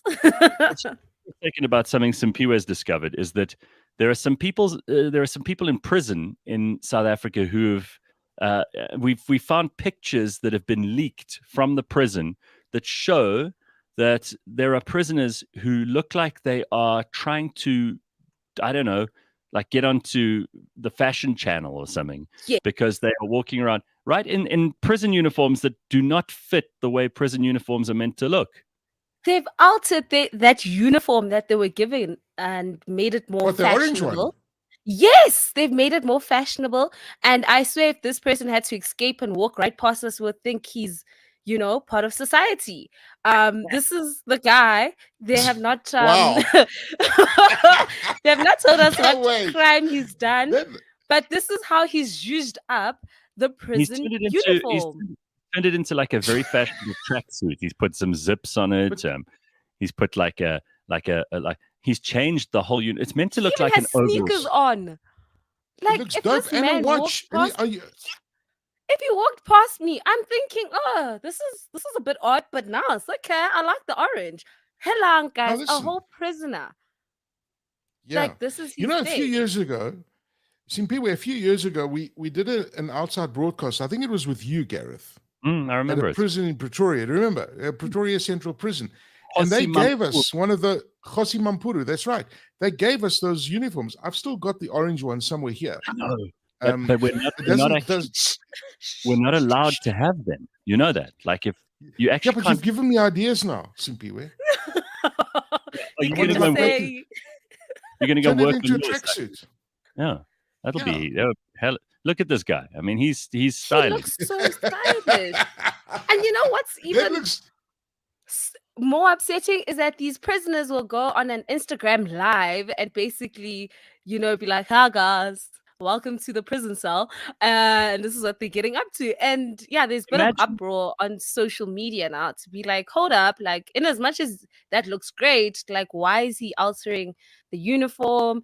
And a lot of people are just a bit upset at the fact that he's taken his uniform and changed it, and if that's like within the rules. I think he looks great, but I'm also a bit like, I'm not sure. He looks a propaganda bit says too kitted out. orange is the new black. Silicide says his crime is probably making good counterfeit like Mikey or Abibas.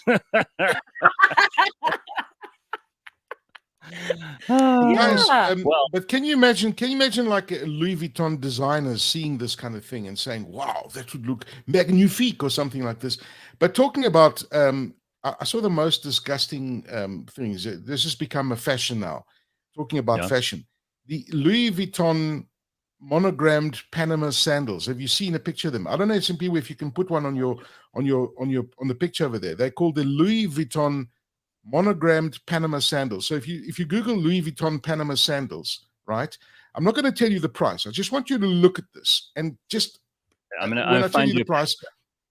Yeah, it's got like green stuff on them as well. They are the most hideous sandals in the whole world, right? All right, I found them. You got one this on? is really horrible. Okay. I'll get you. These are awful. And people are buying these things? Of Do you know what they course, cost? Louis Vuitton. Yes, but do you know what they cost? No? They cost $2,200. 40,000 rand for that rubbish. $2,200. Yeah. When you see them, you'll think, I wouldn't pay. Yeah. All right, here we go. This is what $2,200 will buy you from Louis Vuitton. Look at those things. No, there's another one that's worse than that. Those These slippers. No, there's guys. those are like, slippers. You can buy these look up Louis, at Mr. Price Louis. for $40 or 140. This, guys, no. No, there's another one. Gareth, you put the wrong one there. The Panama sandals. I found another one that's much worse. I think this is the one you're talking about. Oh my God, this is awful. Okay, so hang on. This is really bad. But how gross are those green? Those are made of like towel material. Those green ones, those are towels that have been repurposed. Oh my God, hang on. All right, People so those should not ones wear those in public. They're absolutely horrific. All right, those ones look like toweling. Now try these ones for size. These are, these are some terrible shoes, Aki. How do people wear these? What the hell's wrong with people? Hang on a second. I don't know. Let me see if I can put this on here. Not coming up. They really are hideous. Okay, hang on. Let me just see if I can get this working. I don't know why they're not coming up properly. Here. All right.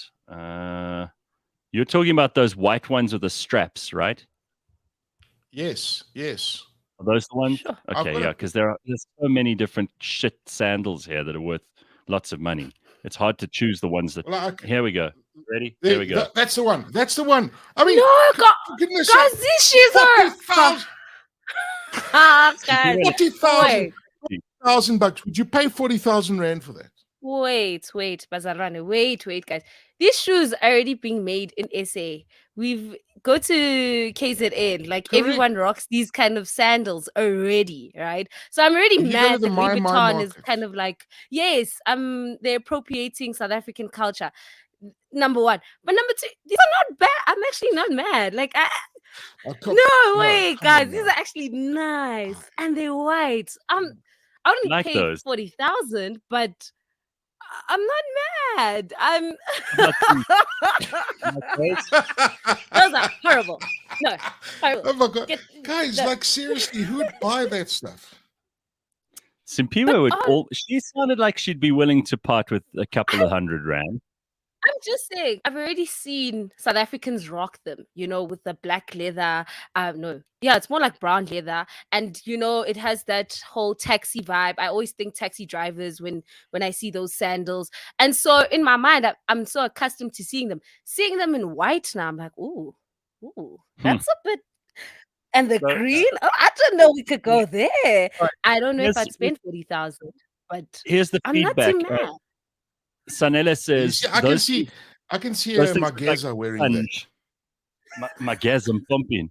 Okay, so these guys, those shoes look like sponge covered with a dishcloth, says Sanele. Sam says, at least they look comfortable, even if they're visually a disaster. And then someone says, you see, Crocs don't look so bad now. Mm-hmm. Look at this. No. Please don't say By that. the way, Crocs are still horrible. these. No.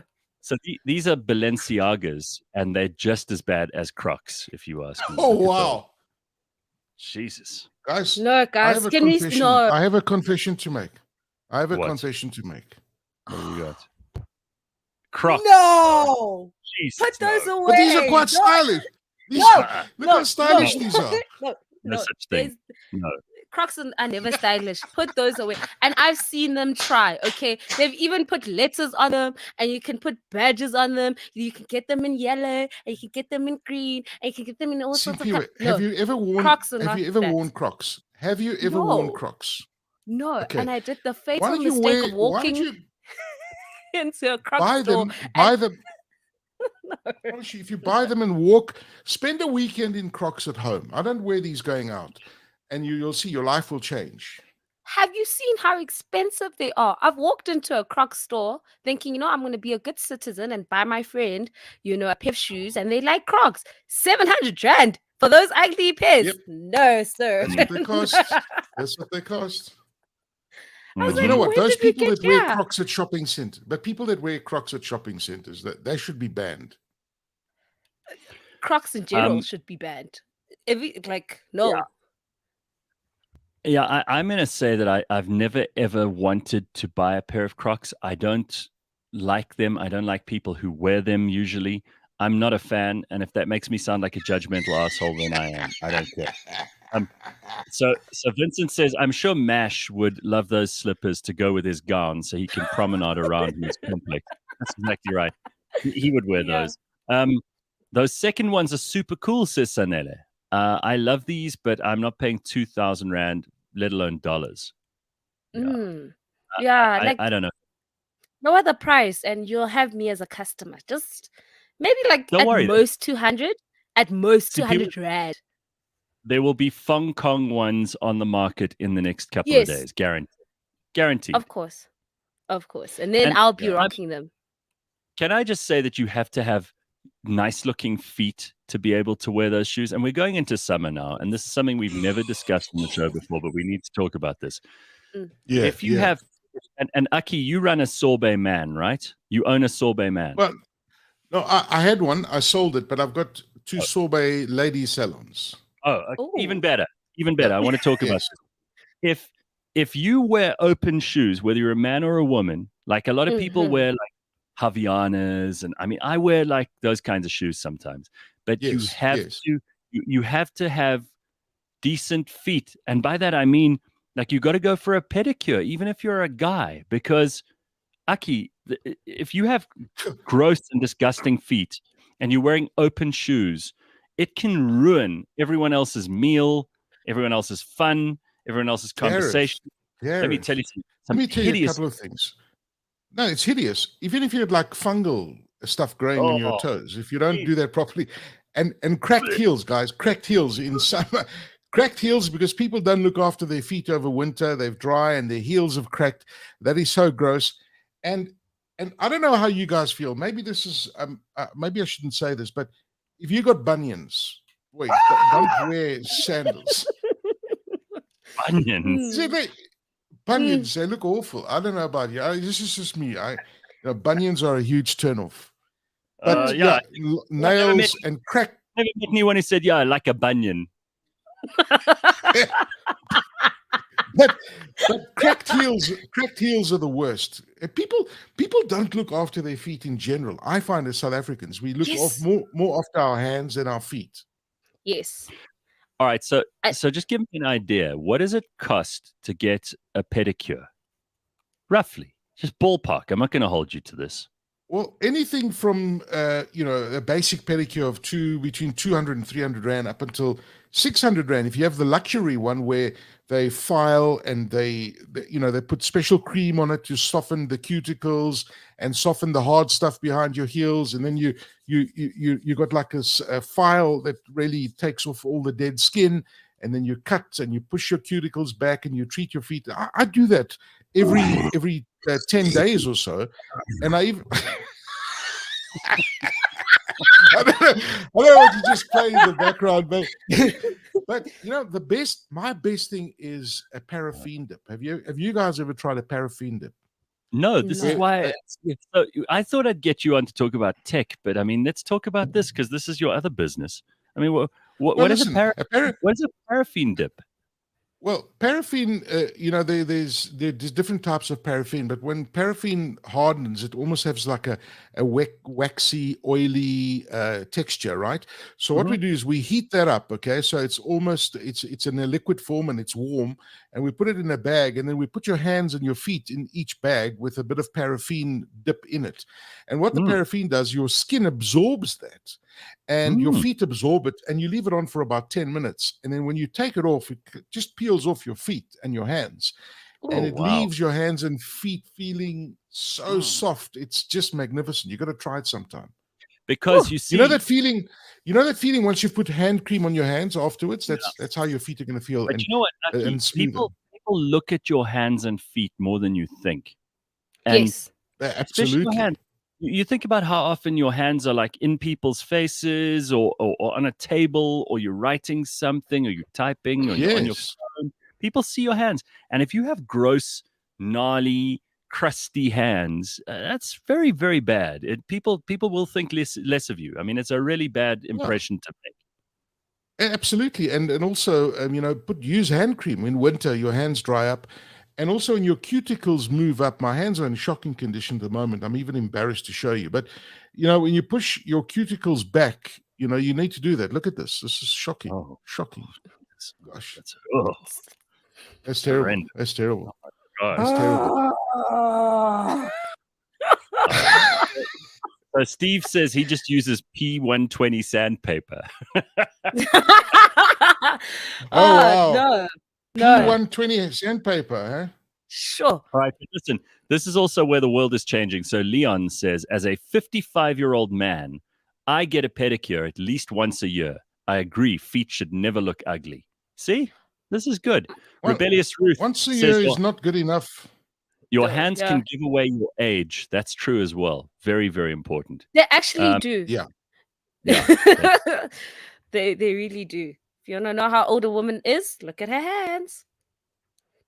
Vincent says, I've seen people go for a pedicure with feet that look like hooves. I was just worried about the person that had to fix those feet. Yeah, listen, Jeez. I feel so sorry for some of the people who have to deal with these crusty, horrible, nasty, filthy, dirty, horrible, ugly feet that people have. And you think, what a thing to have to try and sort that out. These people deserve gold medals. Oh, yes. So next time when you go in and book your appointment for like a pedicure or manicure, just ask them and be like, what's been some of the scary looking toes or nails have you seen? And your nail tech will tell you like, oh, girl, there was this one time she was so pretty. This lady came in with her husband and then boom, like I had to deal with this horrific mess. Like you should listen to some of these stories. It's so entertaining. Like I promise you, by the time they're done with yours, you'll be like, I hope mine are not that bad. Well, that's what I'm always worried about. So, Aki, somebody said here that you wear those Crocs to hide your hideous, ugly feet. Is that true? No, I've got beautiful feet. I don't know what you're talking about. I've got beautiful feet. I've been complimented on my feet. But it's amazing that what you have on social media. You must, I remember posting something when I first opened the nail salon. And I've tried to delete all traces of it, but it's just, people keep reminding me of it. But, feet, I agree with you, are quite horrendous. And yeah, you gotta, but my feet are nice. They look nice in Crocs, I must say. But although the Crocs cover the front part of your feet anyway. But I don't like wearing sandals. The only things I wear, it's just... I'm just saying now it's summer. You got to pay attention to these things. And if you think that you are, you're above that, I've got to remind you that you are not. I've got a nice picture here of Aki with his nails. Just have a look at this, Simphiwe. Oh, Look at Aki. Oh, No. wow! You even used to paint them different colors. No, Look man. at that. See, geez. Oh my God. Oh my God. This is what happens when you post stuff on social media. You cannot. Yeah. It Never stays goes- with it Wait, you never what goes was away. going on? Yes, I've Never goes never away. fully understood like guys painting their their nails, and you had them in like different colors. Like, what was going on? What was like that era of your did it for life? fun. I just did it for fun. It was just for fun. Here's Here's a business idea from Traveling Ninja Turtle, who says, "I miss sorbet, man. There's nothing like that for men here in London. Maybe London is a place that we need to expand to, Ux." Yeah, London. The more I talk to people about London, we're very lucky here that in South Africa. I'll give you an example. Like labor costs in the UK are so expensive, and I think it's prohibitive to do high human intensive businesses in places like the UK. It would probably work there, but if you're a one-man barber shop, that's what succeeds in London. The moment you start adding other services like pedicures and that sort of thing, it just adds to the cost of running a business, especially in the UK, where it's really quite expensive and challenging at the moment. I was talking to somebody the other day. They were saying that in restaurants, that you have restaurants now that everyone is multitasking. So the front desk person is busy making desserts and serving drinks. The person in the kitchen is doing like 3 things, and the waiters are so you would have a traditional restaurant that would have, say, 50 seats and probably run by 4 people. Now, can you imagine? Right. And those 4 people clean up, cook, serve, and do all of that sort of stuff. And that's London for you. It's become very expensive to do business there.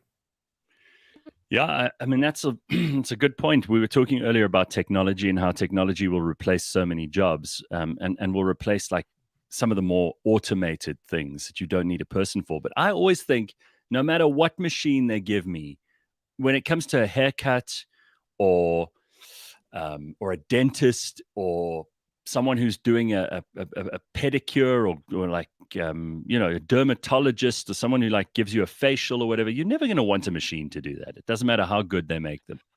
There'll never be a time where you're a human being, right? Listen, yes and no, and I've had first-hand experience from it. Would you let a machine operate on you? Depending on the surgery. Well, yeah. Okay, so it depends on the surgery, but Yes. there's a robot in Pretoria at the urology hospital called the Da Vinci robot. And I remember going to the launch of this robot a couple of years ago, and it's predominantly used by urologists. And Dr. Lance Kutsia, who is one of the urologists at this particular hospital, and it was also my urologist, by the way, just oversharing there. And just guys, thanks. Don't go for a PSA test. Go to the urologist and do a proper test when you're checking your prostate, because prostate cancer is real and you need to get checked up. But anyway, I went to this event where this robot was launched, and this thing is extraordinary. The surgeon sits in another room, right? And you put on these goggles and you put your hands into these controls, and you can literally operate with precision, cutting and doing whatever laser you kind of thing. And this robot is now learning from the doctors, so it can do a lot of those tasks by itself. But Dr. Kutsia said, I want to show you how accurate this is. So they put me into this machine, and they put a grape in another room. And I used the controllers with my hands to peel the skin off the grape, which was in another room, using this Da Vinci robot, just to give you an idea on how accurate this thing is. And it did it without any issues. It peeled the skin off the grape exactly. So that's how good these robots are. Yeah, I mean, that really is, that's where technology is just going to save the world. I mean, you think about how that will enable people far away to be able to operate on people who are here, for example, or people who are here to operate on people who are far away. I mean, it's exactly. You don't even need to have your surgeon in the room. It's insane. That's crazy. And with 5G, it's going to change all those things. Just talking about about London quickly. He's the one who said that there isn't a sorbet man in London. Every high street has 4 Turkish barbers and 5 estate agents. No more barbers are needed here. That's incredible. Okay. Just says, just wait till that robot learns to squeeze your nuts. Yeah. Oh That gosh. doesn't sound fun. Listen, Yeah. I think that robots that's going to be an area that's just going to explode in the next few years, and the kinds of things that robots will do. I mean, I saw this machine on, I think it was on Instagram the other day. There was this machine that was picking berries in like a berry orchard, and it was picking these berries better than a human could, and it doesn't do any damage to the, like if a human hand grabs a berry, sometimes you'll squeeze them or squash them or whatever. This Yes. thing picking it so perfectly and packaging it and moves down this line of plants.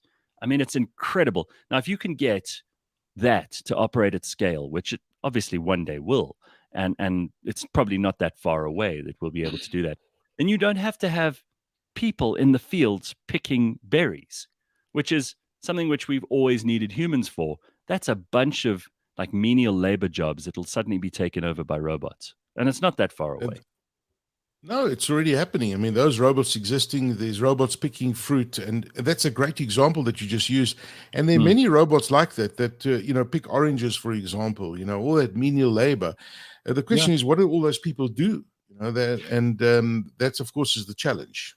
I spoke to a guy who is, he's got a small business. They use drones to map farms and to help farmers figure out where diseases or where too much water or too little water or whatever else is being distributed over the farm.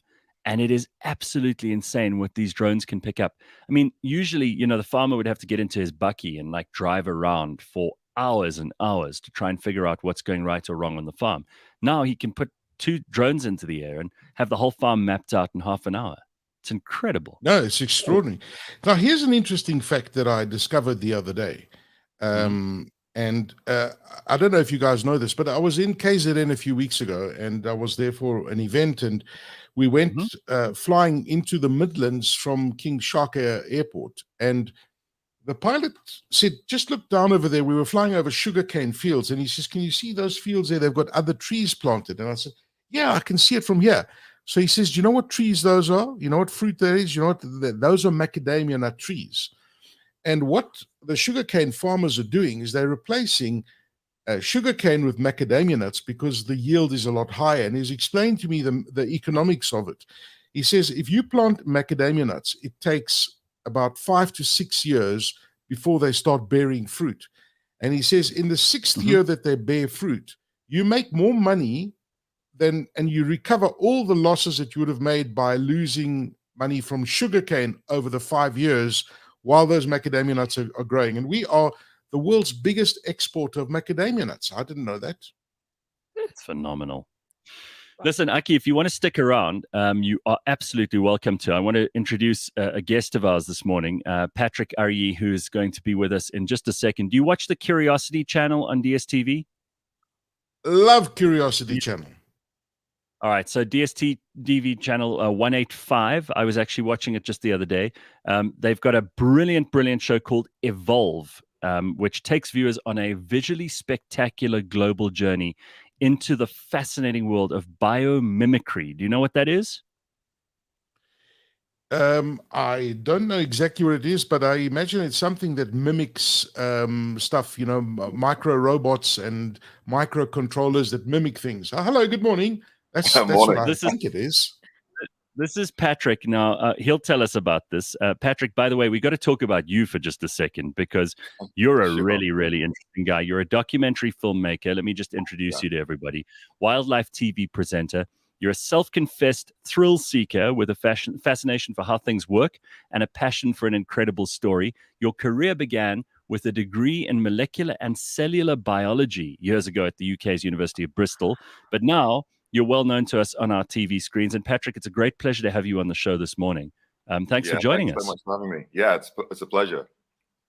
So let's help Aki. What is biomimicry? We'll start with that and we'll talk a little bit about Evolve. I think he was kind of close. You were close, to be honest, if you don't know what it is. So biomimicry does exactly what it says on the tin. Bio meaning life, mimicry to copy. So this is the field of study where you look towards natural systems, animals, plants, maybe microbes, to try and figure out how they've overcome some of the challenges in their world and what we can learn to try and solve some of the challenges and problems that we face in our world. So one of the most easiest and best examples of biomimicry comes in the form of a discovery made by a Swiss engineer called George Mestral decades ago. He was an engineer, and he loved going on hikes. So he'd go up and go out on hikes on the mountains with his dog. And he'd come back and he'd have these burr seeds all over his pants and all over the dog. Now, most of us would probably get pretty frustrated with that and just, okay, get all of this stuff up before we get into the house. Yeah. But yeah, exactly. But being an engineer, he wanted to know how this actually worked. So, he went through that process, looking under the microscope, what's going on here, and realized it was a system of hooks on the seeds that were hooking onto the fibers and the loops. Yes, there you go. He's jumped in. He knows. Okay. So that's how Velcro is invented. Yeah, exactly. That is amazing because who hasn't found a burr or a, even here in South Africa we get blackjacks, for example. You walk through the fields here, you get blackjacks on your clothes, and these things are extraordinary evolved organisms that have found a way of spreading their seed far and wide by attaching to whatever animal walks past. And Correct. I mean, Velcro is such an amazing substance. It's such a device that we've come up with as humans. We use it on so much stuff. I mean, it's probably one of the most useful things ever. It's probably made some people very, very wealthy, and it comes from burrs. That's incredible. Yeah. Wow, I didn't know that. But I realize what you're talking about because it comes from the Greek word biomimicry. Vios means life, and the mimicry comes from the Greek word mimesis, which means imitation. So imitating life. There you go. You taught me something there. No, he didn't. No, I'm Greek, so I figured it out. From that point. All right, so let's just talk about some of this stuff because this really is fascinating. Obviously, we want people to watch the show, and it starts on Wednesday, the 5th of October at 9:00. So make sure you make a note for that. But you are going to just if I could, please, Gareth. It starts at 8 p.m. It's 8 and then 9, and then every other week the new episode is at 9 p.m. Very good. Okay, so it starts at 8 and then 9. Okay, so let's just talk about where you're going to go and what you're going to take us on a journey of here. So we're going to go all over the world, and we're going to figure out what kinds of things nature can teach us that we can implement in our own lives and in our technology and in our world, but also how these things have evolved, right? Yeah, that's correct. So one of the stories that we look at has to do with shark skin technology. Now, I remember seeing this a couple of years ago, probably back in 2015, when I started doing a bit more research and looking into biomimicry a little bit more. I was invited to do a TEDx talk in Bristol, and you can actually still watch on YouTube. It's called How the Chicken Cured Cancer. I won't ruin the story for you, but you could check it out. And one of the stories I covered was shark skin technology. Now, I was familiar with one of the uses, which was in the 2008, I think, Olympics, where swimmers had these swimsuits, which basically mimic the design of shark skin, and it allowed them to swim a lot faster than their competitors. I think it's actually been banned now. But one of the other uses is potentially in hospitals. Now, why is that? Well, when you look at shark skin underneath the microscope, you can see that they've got these tiny scales in their body called dermal denticles. Now, on those dermal denticles are these small structures called nanoridges. And how they work is that they make it really hard for bacteria to straddle those ridges. And if they wanted to, it would take more energy. So, of course, the bacteria don't straddle those ridges. They don't stick, and they just float around in the water. They find another animal, another host, like a whale, that they can stick to. So now there's a company called Sharklet Technologies in the States, and they have replicated this patterning and printed it onto different sheets of film. And you can use that to then coat. Well, the theory is that you can then use this film to cover high contact surfaces like door handles, light switches, to try and prevent the spread of superbugs. Now, people might go into the hospital maybe just for an operation on their arm, their leg, whatever, a routine operation, everything goes well, but then you actually have to stay in the hospital for much longer because you've got a secondary infection. even if you survive, it costs the hospital and the organizations a lot of money. And then you have the potential downside, which is that some people don't survive that.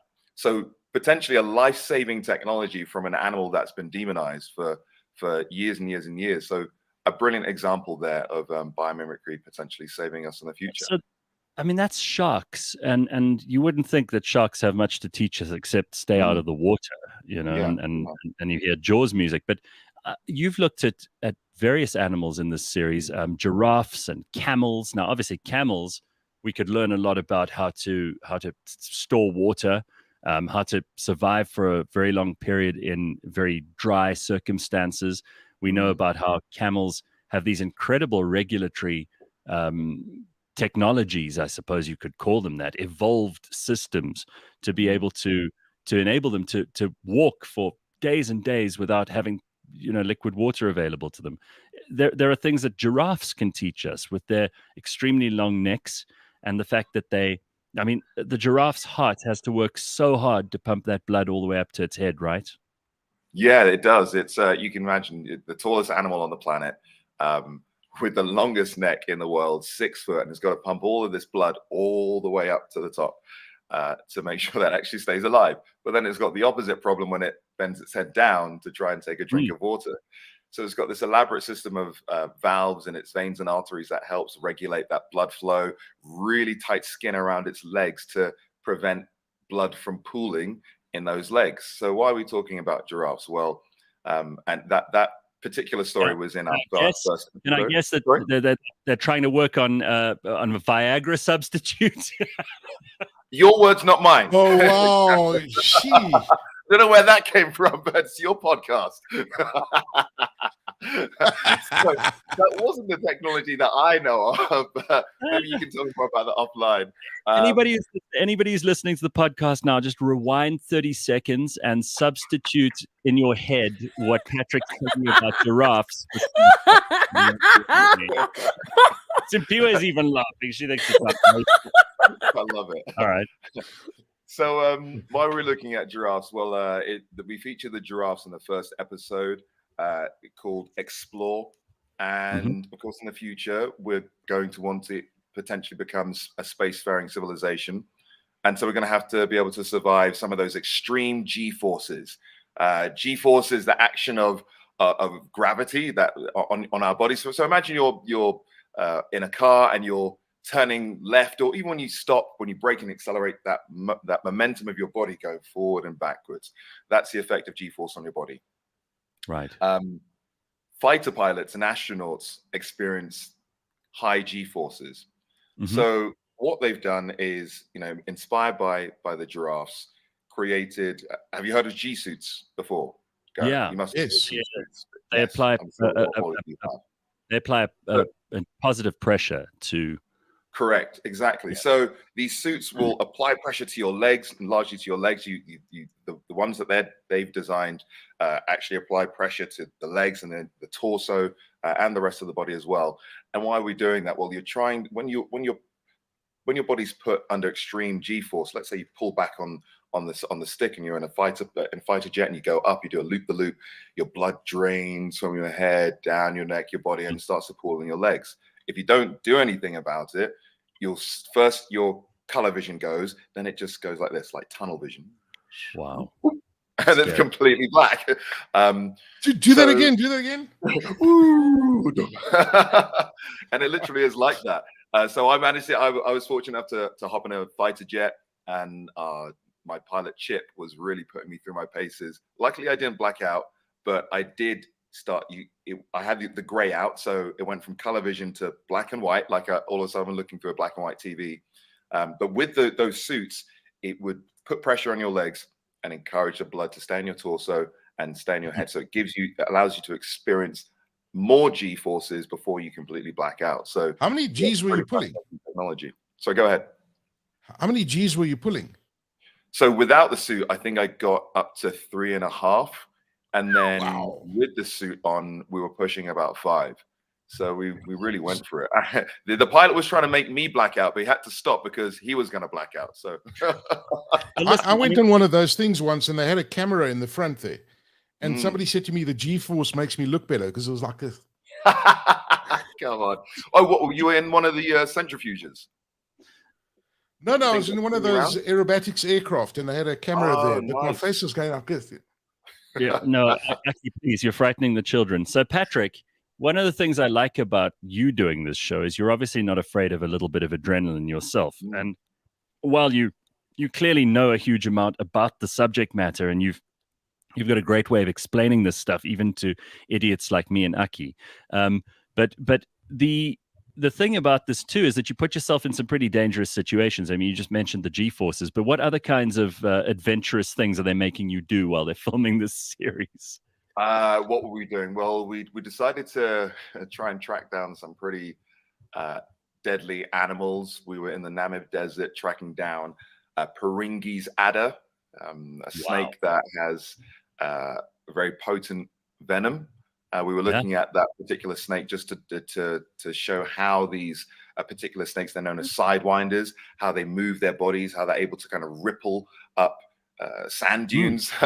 I was there with a tracker researcher, and we tried to run up the dunes, and it's, you take 2 steps forward, you get 1 step back, 2 steps forward, 1 step back. But the way that the Peringis added these sidewinders, their scales, or the belly of their scales, the scales on their belly is set up, it allows them to get better grip, and then the movement, that kind of rippling movement, allows them to move up the dunes really easily. So there's potential to learn a lot from them when we think about creating different robots that can go into nuclear power plants, maybe do inspections. If people are stuck down mine shafts and caves, we can have these robotic snakes that could go and explore and find out exactly where those people are, make sure that they're calm, find out what their condition is.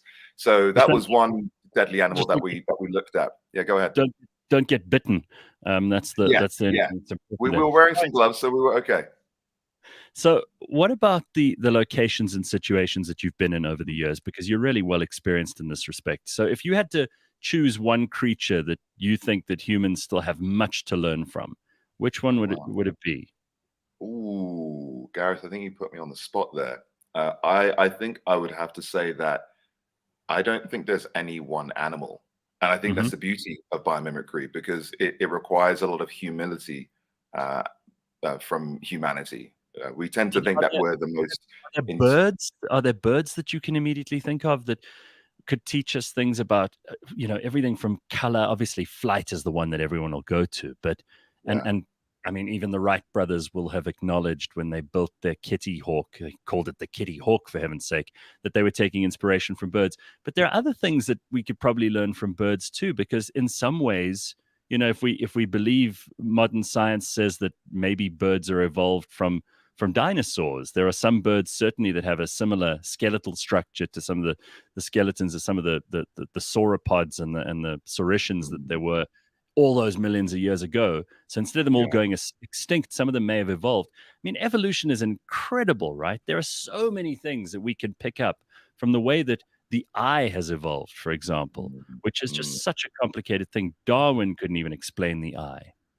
Yeah, so if we go back to what you're talking about with the birds, I think I can think of 2 really great examples. One which we covered in the show, which was to do with the albatross. These are birds that spend years out at sea. In fact, they're able to, they have a huge wingspan, and they literally just glide along the wind currents. But the way that they're able to do that is that they have this kind of locking system in their elbow, so they don't actually use as much energy, so they can just lock their arms out, and they just literally glide for days and days and days out at sea. So we went to Hawaii. We were looking at these albatross and how they just come in from the sea and come over these islands. And then we looked at some new technology that was being developed by Airbus back in the UK. And potentially we're going to have new types of aircraft that have wings with hinges on them. So why would you want to do that? That doesn't seem like you'd want to get on a plane with wings with hinges like that. But the theory is you take off with these with your wings fully extended. It would mean that the planes are more energy efficient because they've got a larger surface area, which is providing lift. But then if you hit turbulence, which actually does make a lot of people feel really nervous when they're flying, you could then unlock those hinges, and you'd still, the first half would still provide enough lift, but then the second half would then get buffeted around like this, but would make the ride a lot smoother, almost like a suspension in the air. Amazing. Hey, so cool. Listen, I could talk to you for hours and hours. We're pretty much out of time for this morning, but you do not want to miss the 6 episodes of Evolve. It is weekly on DSTV channel 185. That's the Curiosity channel from next Wednesday. Make sure you don't miss it. You can get to see Patrick in action, and it's really, really good stuff. I would advise anybody who's interested in engineering, in nature, in animal evolution. There's just so many subjects that are covered in every episode. It's really a tremendous achievement. Well done, Patrick. It's one of the greatest shows. Bet they twisted your arm to go to Hawaii, hey? Yeah, I was like, I don't want to go. They're like, come on. Yeah. No, it was great. Thank you so much for having me on the podcast. I really appreciate it. I hope your fans and your followers enjoy the show.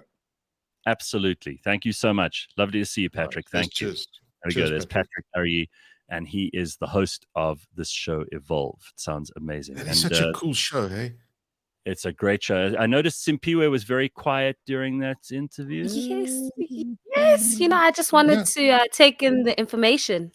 Yeah. I was thinking about it, reading something about, you talk about the mimicry. The companies that manufacture adhesives are learning stuff about how mussels attach themselves to rocks.